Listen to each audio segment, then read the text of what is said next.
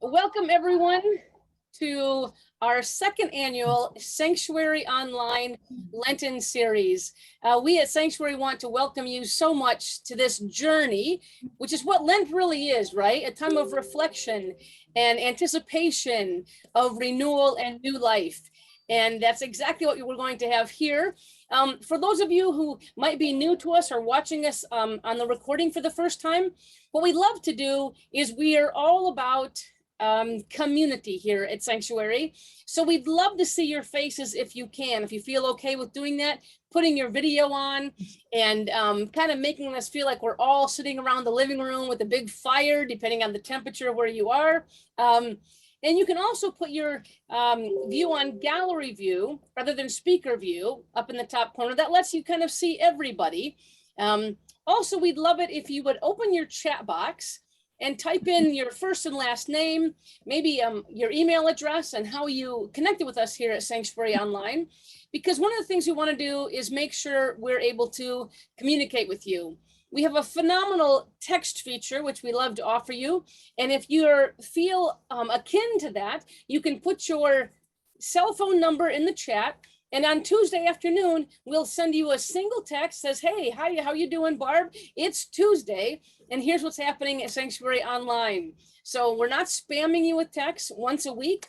Also, if you're able to put your email in the chat box, we'll put that into our database. And we will send you, again, once a week, an email that says what happened last week, what's happening around Sanctuary, and what's upcoming on Sanctuary Online. Also, you can always communicate with us by emailing us at our email, which is talktous@sanctuaryinthewoods.com.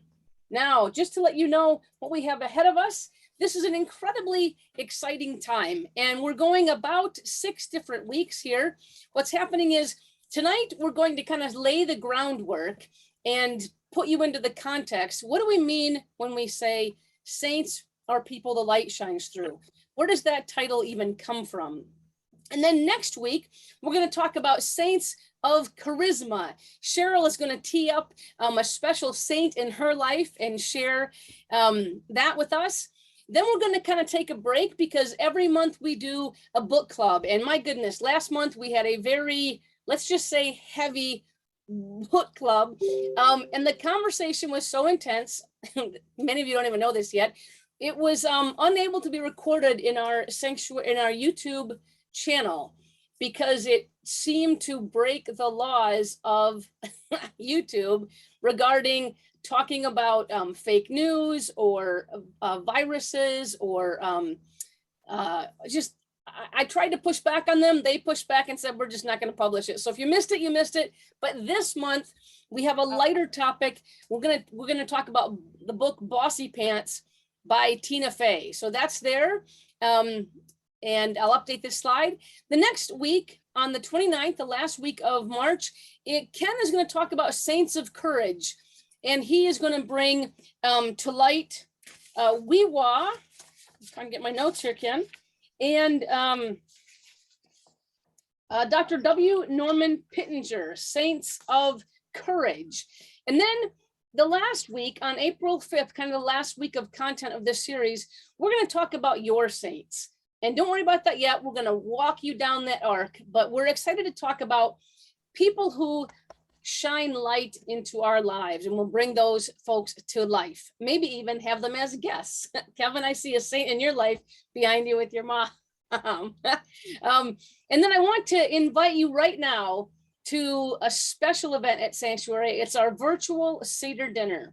And whether you're a person who's always attended Seder dinners, you're welcome. Whether you've never experienced a Seder dinner, you're welcome. And I will tell you more about that as the weeks come. The next week after that is Easter Sunday. We very well might take that next Tuesday off, and we'll let you know a little more about that as we get closer to it. All right. So that kind of sets up our night. This is the book Tina Fey, Bossy Pants. This is Code Breaker that we read last week. Hopefully you're now intrigued so much by my comments that you might pick that up and give it a read. Just give it a good time to give it a read. It's a wonderfully heavy book. So now many of you may have attended last year when we did a 4-part series for Lent. And what we did is we went into this curriculum I'm going to tell you about in just a moment, called Creating a Life That Matters. And we took from the second course, it's a 3-course curriculum, 4 sessions, and we had 4 different facilitators. And we talked about this journey into ourselves. This course is called Rediscovering Relationship with Myself. And that's why we gave you a little taste of self. I'm wondering if there are any folks out here in our, I'm going to stop my share here, in the group that maybe attended last year and would like to go ahead and give a little bit of a testimony or a sharing of what that experience, your Lenten journey with Sanctuary Online how that went for you last year. Anybody just go ahead and unmute and raise your hand, and I'll just maybe a few words. Lisa. Good evening, everybody. That actual series came at a very critical point in my life, and the experiences that I was having at that time, and really that sensing of needing to get back to myself. And I would encourage anyone that just wants to be challenged to be part of that. There's so much information, there's so many directions, you know, and the way that the instructors guide us through, it's super special, and you'll definitely get a lot of value and have a lot to work on as you you know, work through the different exercises that they provide. Lisa, you reminded me of homework, and we are going to be doing that again. We're going to be asking you folks to do homework during your Lenten journey. Thanks for sharing that. Anybody else want to jump in?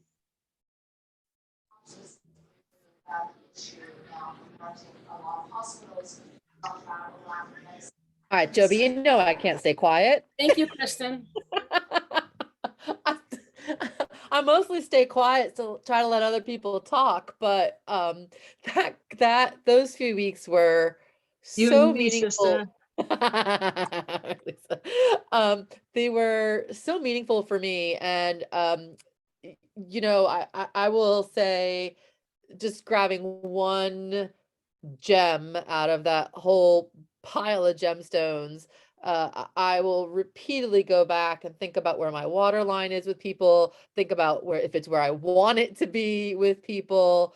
And I can't believe when you say that was a year ago, but so excited to see more of that program. I think that the conversations that were held in small groups were so meaningful.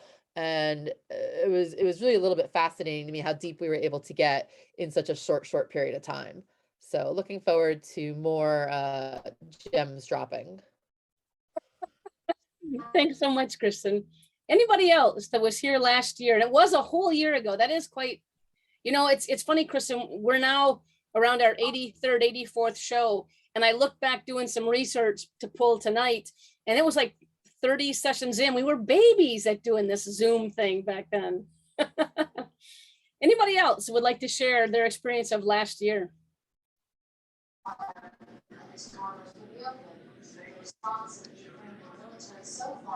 I'll share really quick. I'm eating dinner. I've just had a day, but I've got to share. During this last Lent, last year, it was during a time that I needed to hear from each of the speakers. They all had something to say when I showed up. And I also experienced a breakthrough at what I needed to go through, at what I was going through at that time. And so I appreciate you all offering this and having it available. And that's why I'm back here again this year, because I'm at a different point. I raised my vibration a little bit when I needed, and now I need to go, I feel like I need to go a little bit further, and I know something is here that's going to be offered that I can take advantage of. Thank you so much, Yvette. And my friends, truly, Let me just share a tiny bit about CLM more globally and give you some context. I'm going to grab my screen again here. So CLM is a curriculum, and we talk about creating a life that matters. That's the name of the entire curriculum. And we say that creating a life that matters is about relationships, about intentional, authentic relationships with the sacred, with ourselves, and with our passions. And what happened there is the curriculum is 3 courses long and with 6 sessions inside each course. And so the courses are named, as I just shared there, Rediscovering Relationship with the Sacred, Rediscovering Relationship with Myself, and the 3rd course, Rediscovering Relationship with My Passion.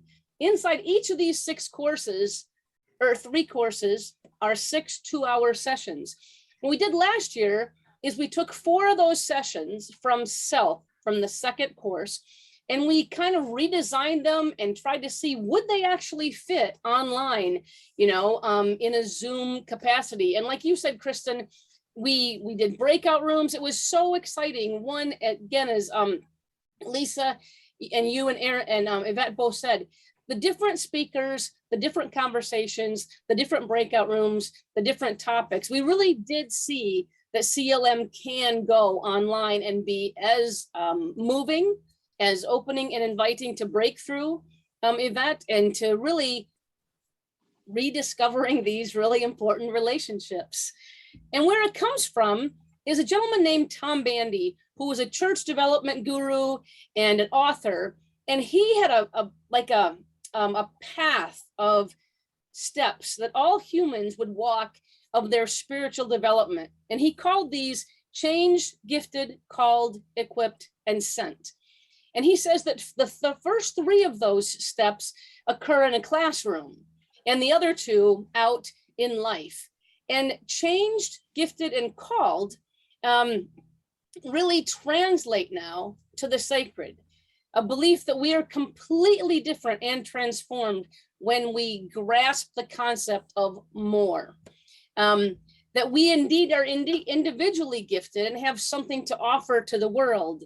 And called is when we discover that intersection between our giftedness and the world's deepest need. And we find that intersection. That's the passion. That's the thing that once we discover it in our lives, we can't not do. And really, that's where CLM came from. Its original source steps there. What I want to offer, I'm gonna stop sharing for a minute there. I think. No, I'll just keep on going.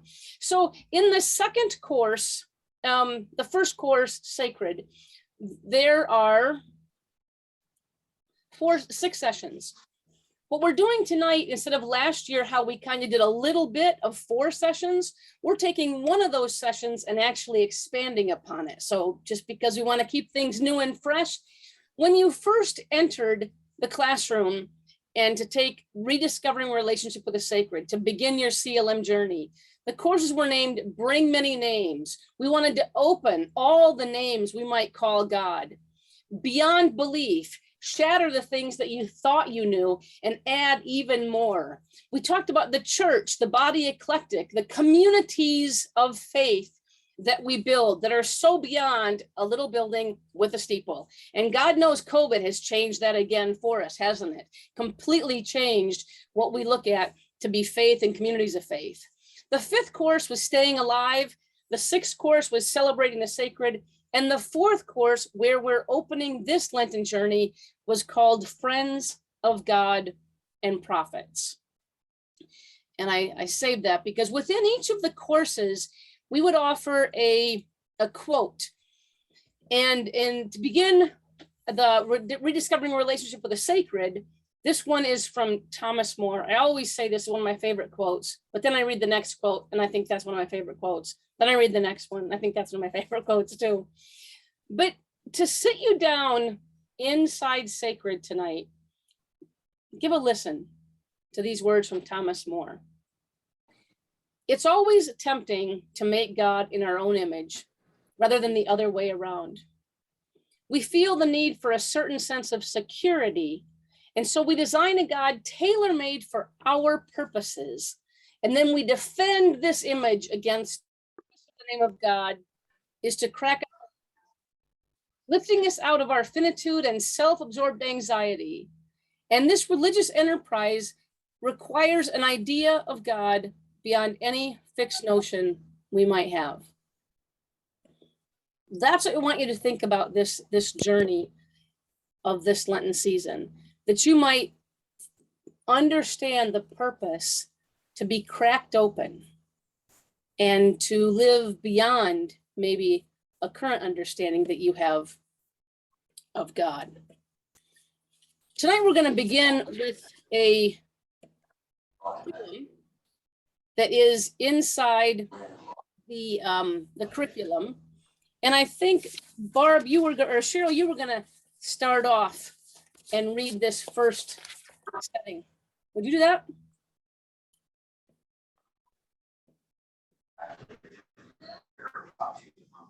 Yes.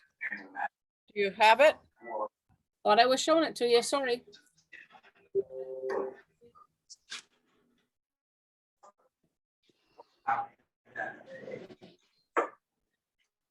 Can you see that, Cheryl?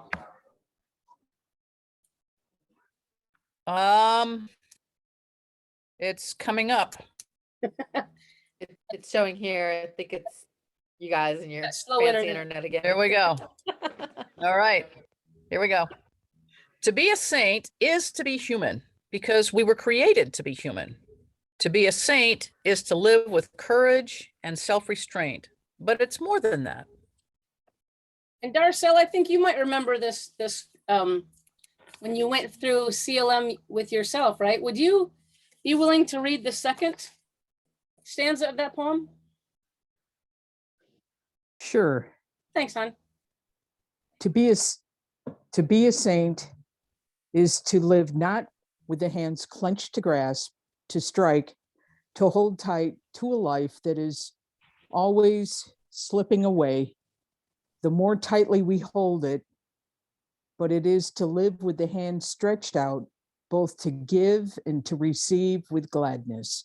Thank you. Barb was going to read this one. Barb, are you on? Or I think she just may have gotten cut off as well.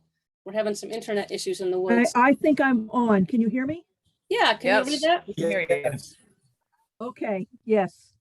To be a saint is to work and weep for the broken and suffering of the world. But it is also to be strangely light of heart in the knowledge that there is something greater than the world mends and renews. Darcel, one more time. Sure. Maybe more than anything else, to be a saint is to know joy, not happiness that comes and goes with the moments that occasion it, but the joy that is always there, like an underground spring, no matter how dark and terrible the night. Thank you. And Ken, you want to finish this up?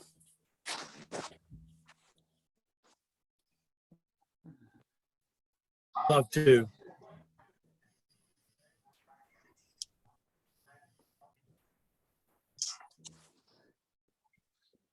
I don't have the screen, Joby. There we Yeah. go. There you go. To be a saint is to be a little out of one's mind, which is a very good thing to be a little out of from time to time.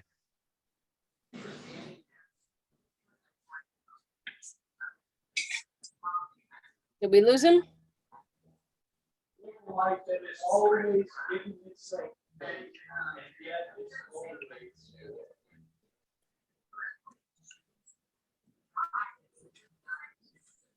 We seem to be You're having, gonna finish it there through Tom's speaker?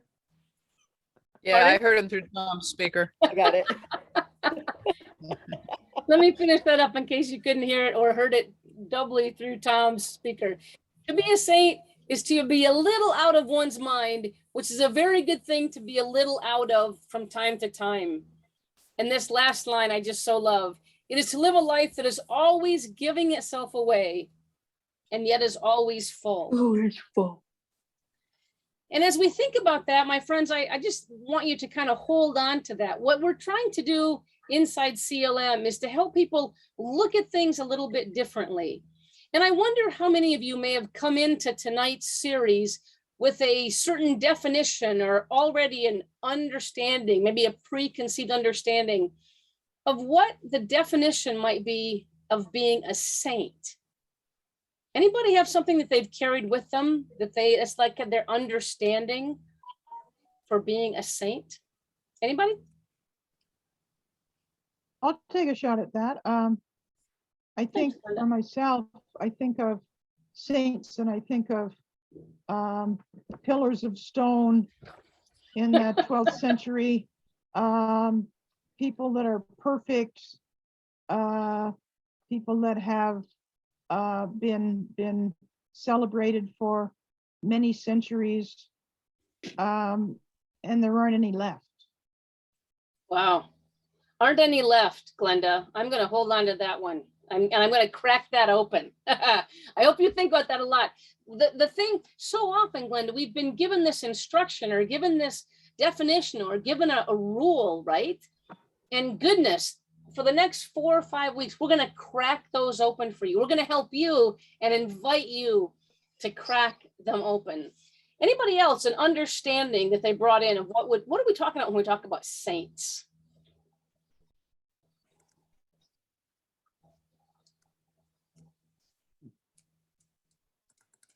Come on, Janet.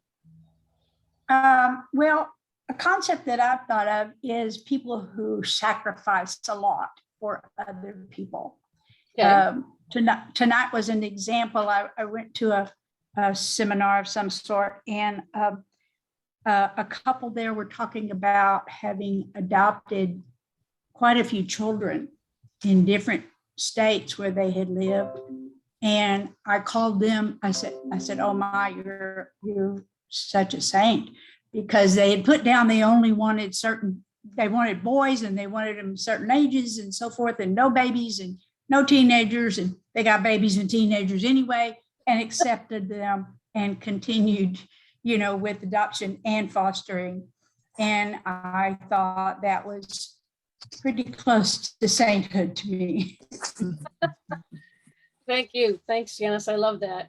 Lisa, you were going to jump in there.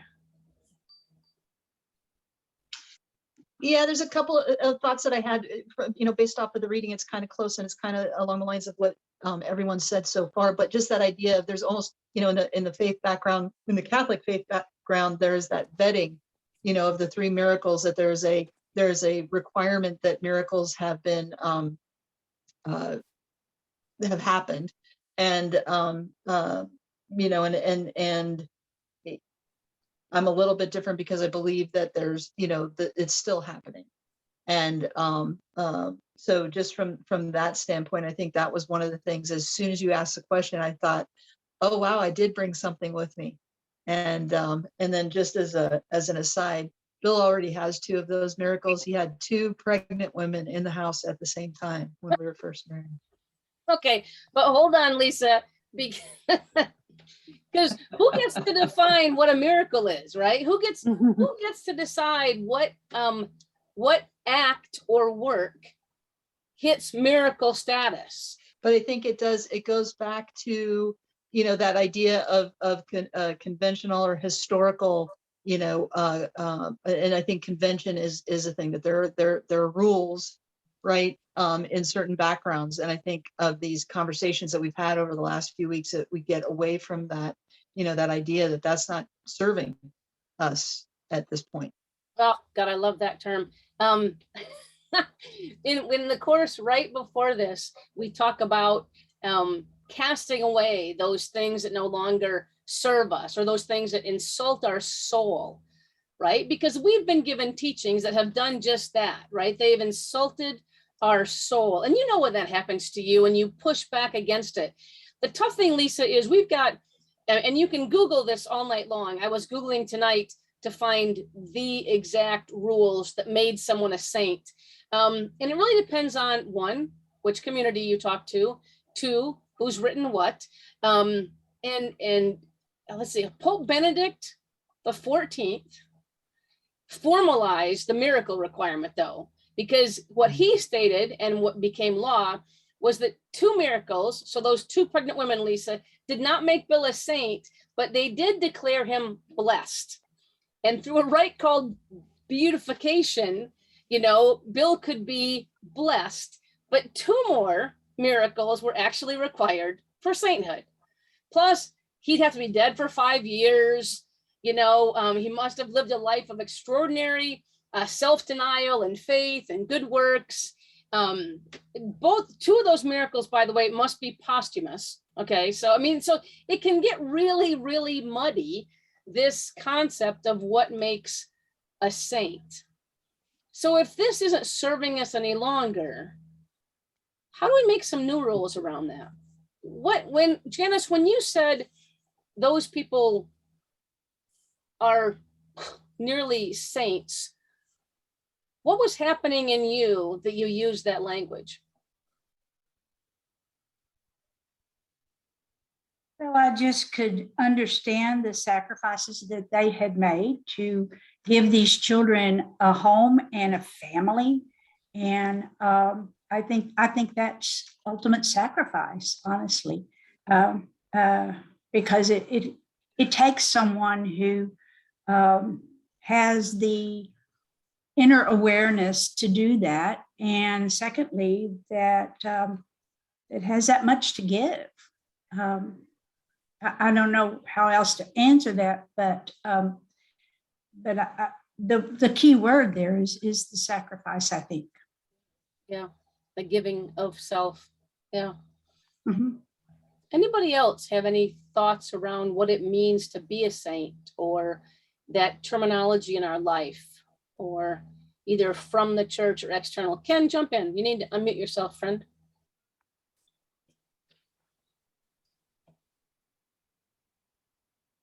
Yeah, going along with what Janice just said, one of the more contemporary or modern definitions, of what constitutes a miracle is that it's something that actually happens, but cannot be explained by the rules of nature that humans ordinarily operate by.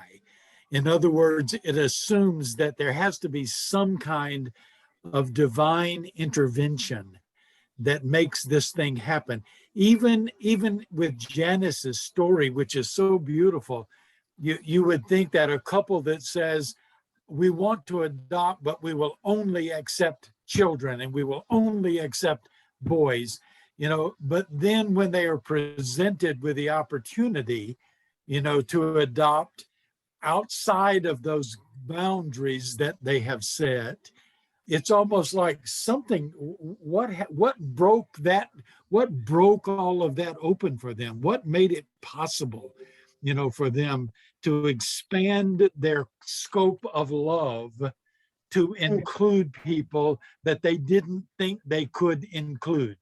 Isn't that divine in some kind of way? Absolutely. And then I think that's the conversation, friends, this concept of divine, this concept of seeking and walking toward Easter, right, Ken? That's what happens in Lent, this reflective time. Kevin, I've got you. I can see your little hand up there. A little virtual hand. Thanks so much. Thank you. I think there's many kinds of saints. I think there's political saints, and those are people who have been raised up, their names have been raised up because of their connections within a certain religious organization. And I think there are institutional saints, and those are people who have been moved through the institution to be elevated, similar to the political, but not the same. And I think there's also saints of the people.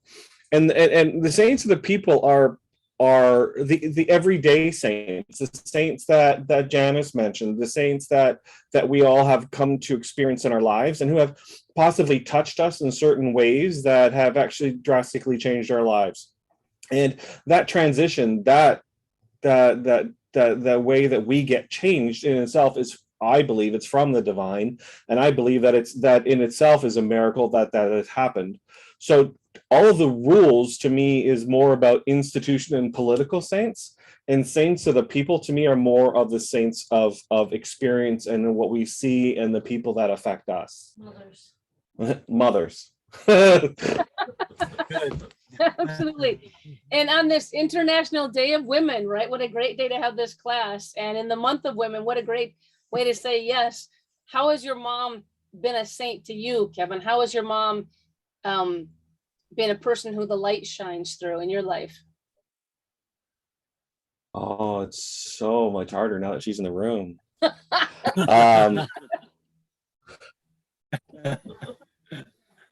Regardless, she's always been there, and she sacrificed things for her family. She sacrificed things for me. There's things that she was unable to do because she had responsibilities. She had 2 kids to look after, and she did a great job doing it. And she would fight the wolves if she had to, for the love of those 2 kids. So and there's been stories of saints fighting off animals and all that kind of stuff. So in that way, my mother is totally a saint. And the beautiful things about saints is they're also human, as it was mentioned, and don't tell her, but they come with a few frailties too. There you go.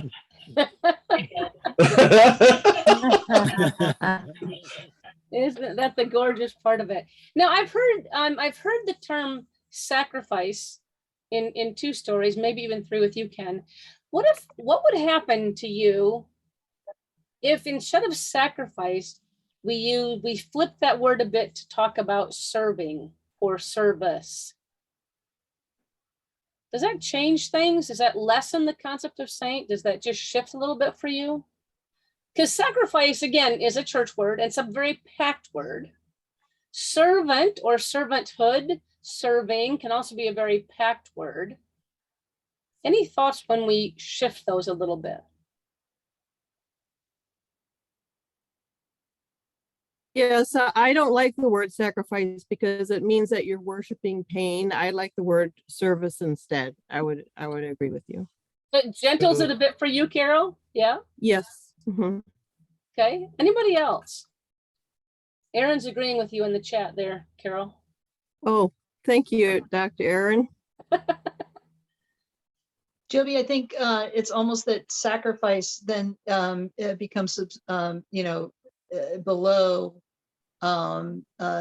because any service or serving can come with a sacrifice, but it can also bring great fulfillment, great joy, and so on. And so that sort of says, wait a minute, then it's not required that it's a sacrifice, but just that may come with the package in some cases. To me, sacrifice feels like a personal choice. It's something that I choose to do. Servage or servitude to me does not seem like a personal choice. It seems like it's something thrust upon me. Okay. Okay. And see, again, the church's words down through the years have become so packed with so many layers and so many different meanings, right? Based on who has given them to us and our own personal study, the theology of the faith community that we come from or that we have lived into. So any other thoughts? I mean, I'm just toying with words a little bit. One of the things CLM did, I don't know if you're familiar at all with this quote, but to me, it always seemed like Jesus often said, yeah, you think it's like this, but what if I told you it was really like this? Right? He flipped things upside down, understandings, laws, things people believed that were truths. And he so many times, I love that about the guy. He would say, so you think you understand this to mean this or to be like this. What if I showed you? What if I shared? And he flipped the meaning of a word, a concept, a practice, a law. Anybody else moving service or balancing the two, service, servanthood with sacrifice? I do. I was thinking, Joby, sacrifice to me is painful. and this is just to me, it's like, and then what really is that? Being of service is something that I'm choosing, something that I'm giving. In order to, you have to give to receive. And the saint, I don't prefer that word, because I feel that everyone has a seed of God within them. And if they're giving that, they are being of service, because God is love, and that's what we're spreading here. So if I choose to be of service, there may be some things that I prefer to do right now, and I can put that off, but is that really a sacrifice? Is it painful to do that? Or is it a choice that I'm making so that I could be of a greater service to a larger number of people by not doing a small thing that I want to do at this time? Not saying that I can never do it. It's just putting it off for that moment, because you can always come back to whatever that choice of what you want to put off. Being of service, if you have a passion to helping people, and that's no matter what level that is, whether you're helping them with their health or their finance or their moving situation, anything that they need, you're helping them and you're being of service. The sainthood, to me, and I don't want to speak over anybody's religion, and because I'm not about religion, but it's like you're putting a label on someone that really we can do the same thing. It's just a dedicated time that these people have done it. And if they've chosen to, out of giving their life to do that, I respect that saint is granted upon them, or that sainthood is granted upon them. But when we do what we do, we don't really need to be called anything. We just need to be. And that's how Jesus was. Jesus was who he was. We put him on the pedestal. We are all a seed of God. So we're all on that pedestal as well. What we do on that pedestal is up to us. He gave us free will.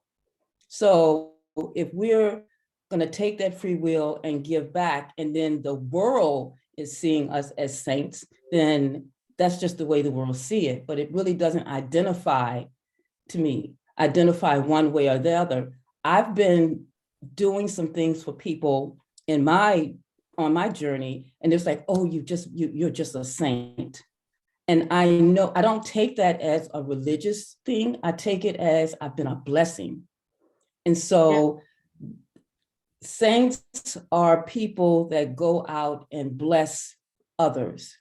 The dedication of level of that blessing and putting themselves always first is, I think that's where society says they have really been a saint, quote unquote, because they didn't live their life for themselves.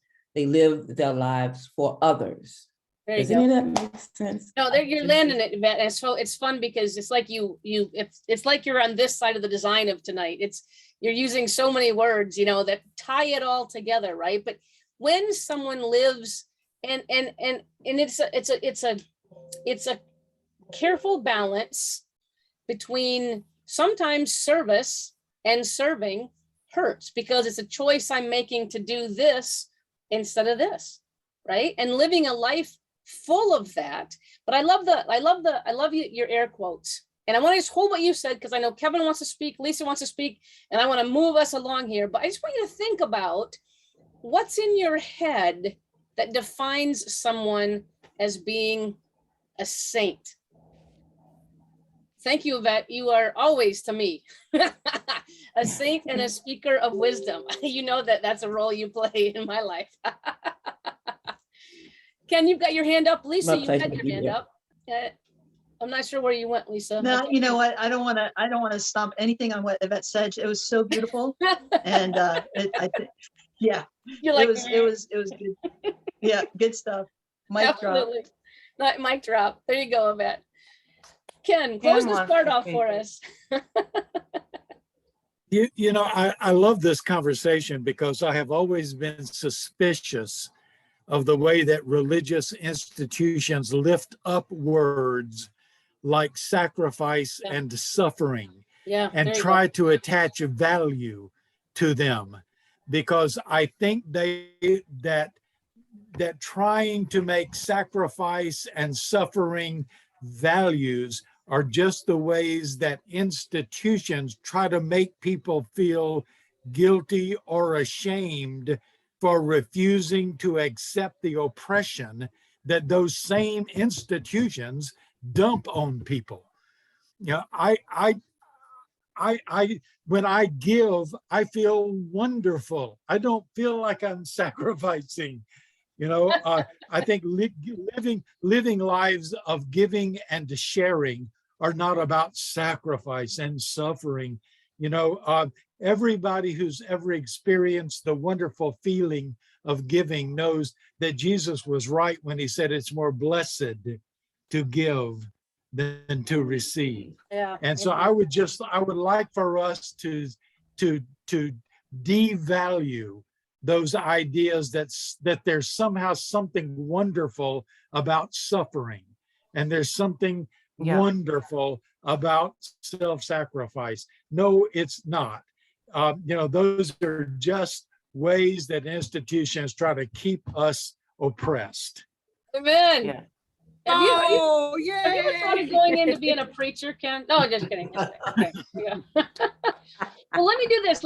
Thank you for this conversation. Thank you for these thoughts. I hope what's happening is you're getting cracked open. Okay. The purpose of the name of God is to crack us open. I hope the things like even Kristen said, I did bring some thoughts in here. I brought some stuff with me. The questions during Lent is this serving me? Is this understanding serving me? Because if it's an understanding, it may be shaping you. It may be shaping your words, your choices, your decisions, your actions. And I'm going to jump back to the teaching inside of CLM, just really briefly. But we taught in that class that every great religion that's ever been has believed that there are a few who walk among us that represent some advanced spiritual nature, right, and achievement. And the sacred texts of all these religions are filled with the stories of women and men who exemplify the virtues, Ken, like you're just saying, they lift up certain understandings, values, ways of being that particular religion holds to be most important in human character and conduct. Sometimes these people are recognized inside their own lifetimes.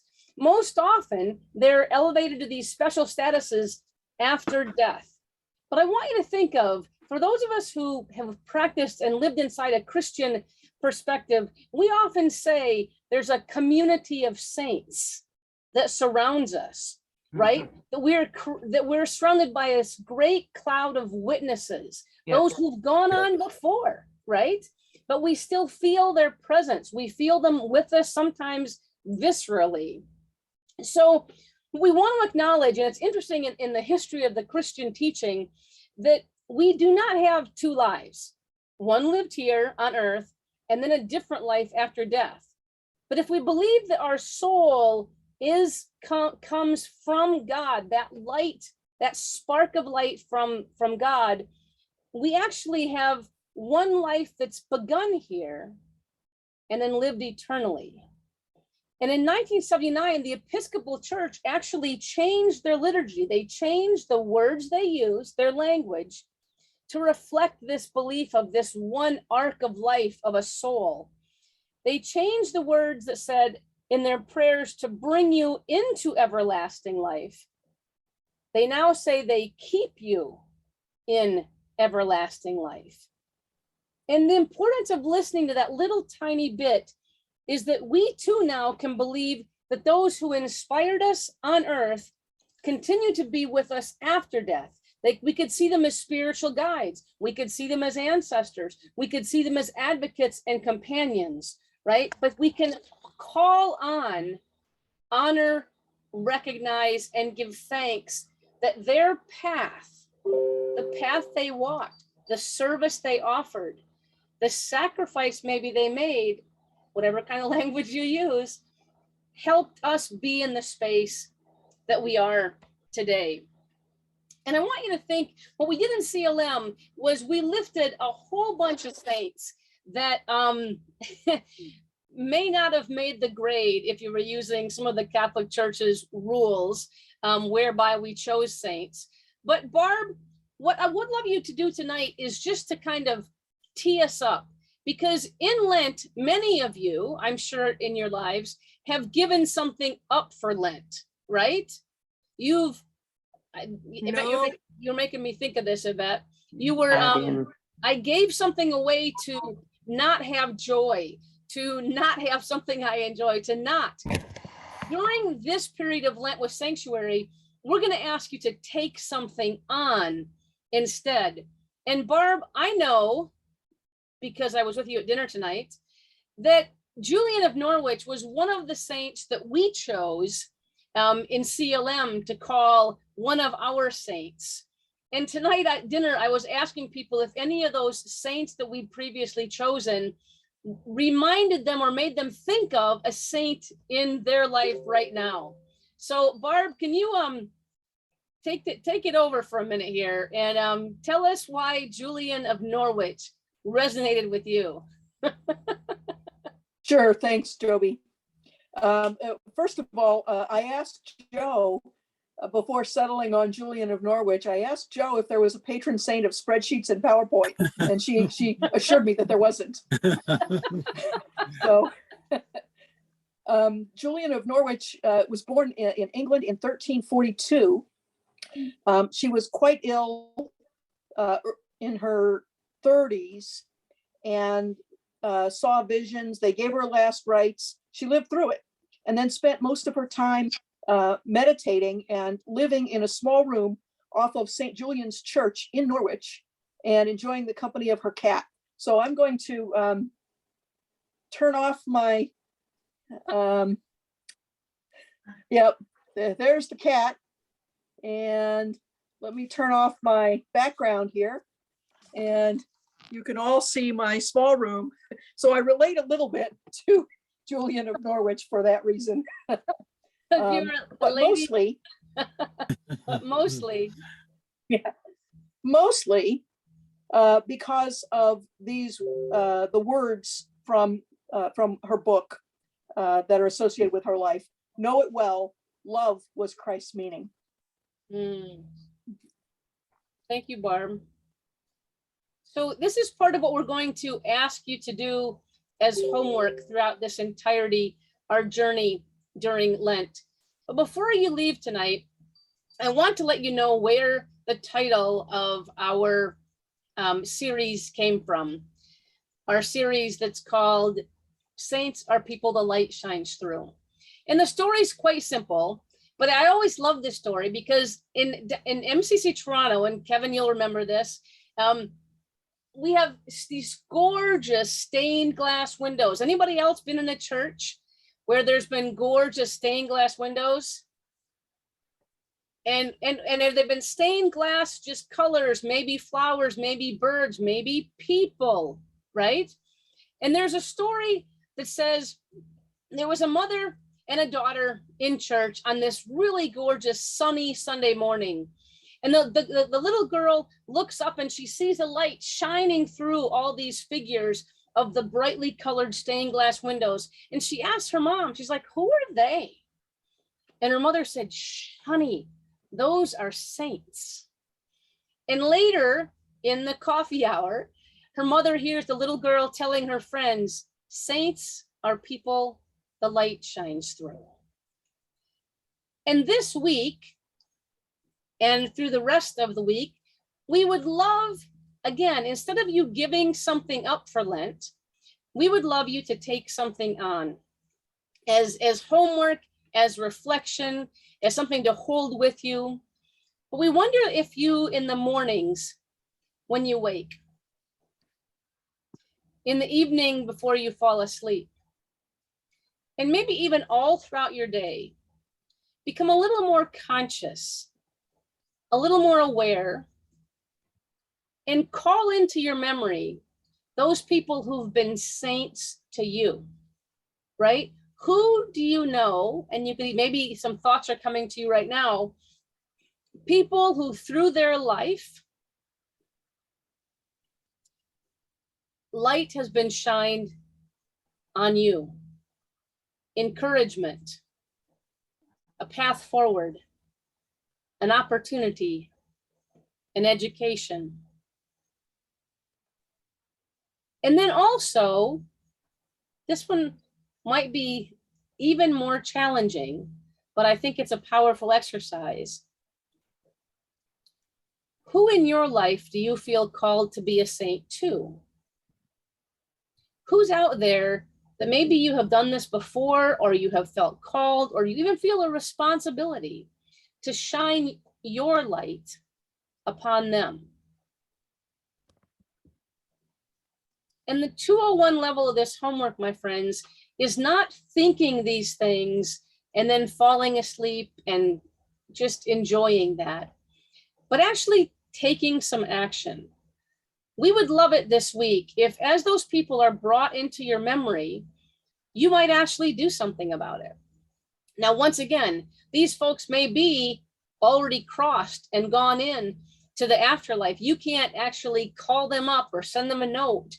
Maybe though, you could get some photographs and do a collage and make a post on Facebook or Instagram and tell the story of how they were a saint unto your life, how they shined light unto you. If there are people that you feel called to shine your light upon them, maybe you can actually do that. You can send a card, you can pick up the phone, you can send a text, you can maybe do something you haven't done in a while. But are you hearing me a little bit? That we're asking you to take something on this season, to crack open what you previously thought was contained in sainthood, and to look around you and bring into your memory people who have shined light on you, made a path for you, made a way, and let them know it if they're still here. Tell their story if they're gone. And recognize that in all of your gorgeousness, your giftedness, there are people, I'm sure, that would consider you a person that has shined light on them. Can you put some new batteries in that flashlight and get out there and reach out and touch them and do that good work?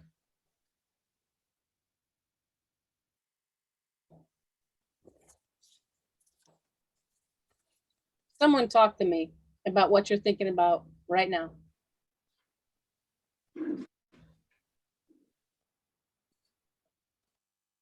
Well, I'll say something. Joe, I'm thinking, go ahead. Ellen? Well, yeah, my only problem with, I mean, I love the idea of the saints that have shined lights on us. To me, and this is probably just me, the opposite of that, if I'm being a light to someone else, to post about that on Instagram or Facebook seems a little bit braggy. And I don't remember where in Matthew it talks about, but it does talk about, you know, about the people that, you know, stand on the street corner and proclaim themselves, you know, as opposed to the people that do their works in silence. And so I find it difficult to think of ways to share that I've been a light to people. And so, yeah, that's let me reframe that one, Ellen. No, thank you for lifting that up, because I was clearly not clear. What I was saying was, if the person that you see as a saint unto you, you can't pick up the phone, you can't reach out and touch them and let them know because they're past, they're gone. Maybe that's a person you could put some photos up and you could tell how they were a saint unto you. Sorry. For you being a saint to others, You can do that anonymously. You can do that on the phone. You can go take someone out for coffee, a lunch, a cold one. I didn't mean to say that I want you to say, this is what I'm doing to the world. You know what? I get that. And I'd rather you focus on the energy of the doing, of the reaching out, of the shining. You, Ellen, my God, every time you take a photograph, you capture nature. You are a saint and shine light to me to go outside and look and be aware, right? But if you are on Ellen's Facebook page, you need to get there because she takes these absolutely stunning pictures of nature from your back deck, right, Ellen? You're incredibly gifted. So thank you. Thank you. Thank you for helping me clarify. Anybody else? We're just at the top of the hour. Anybody else thinking of, Ken, let me think a bit. Ken's trying to talk. Ken is? I can't see him. He's frozen on my screen. Oh, I just wanted to say that the humility of Ellen Hurst being worried about being braggadocious about the ways in which she is a saint is the perfect example of what it means to be a saint.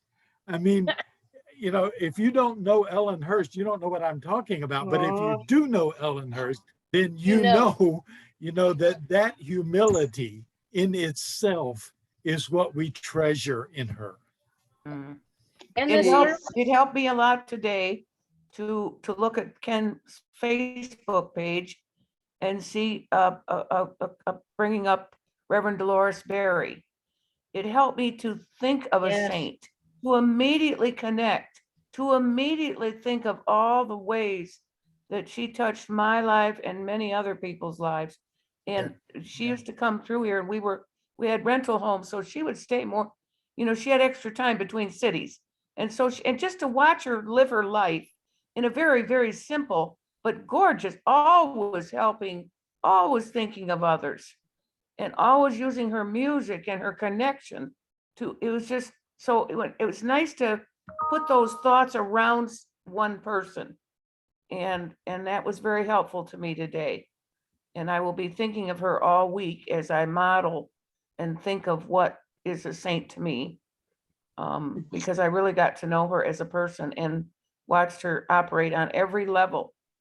And she taught me so many things. She said, yes, you're in a small church now, Cynthia. She said, you know, those of us that serve, we often go to large churches and we sing for a fee. She said, you in small churches, let us sing for a love offering. It means so much to us, and it's often more money. She said, you let the Spirit move, and you believe that I'm going to come in here and make a change.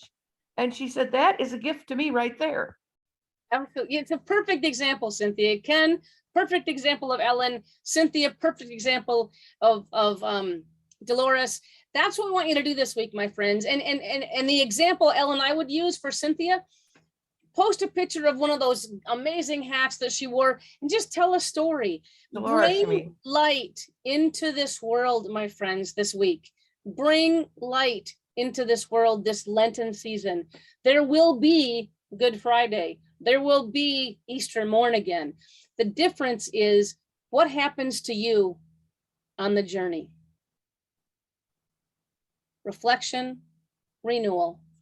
Please come back next Tuesday night when Cheryl is going to share a deep, deep story of a fabulous saint in her life that I have heard story after story after story. And Cheryl, I know if I'd let you do a commercial right now, you'd say, you are the person you are today because of how the light that Chaplain Prewitt shined into your life. Yes? Yes. Yeah, 100%. Thank you, my friends. It is a bit past the hour.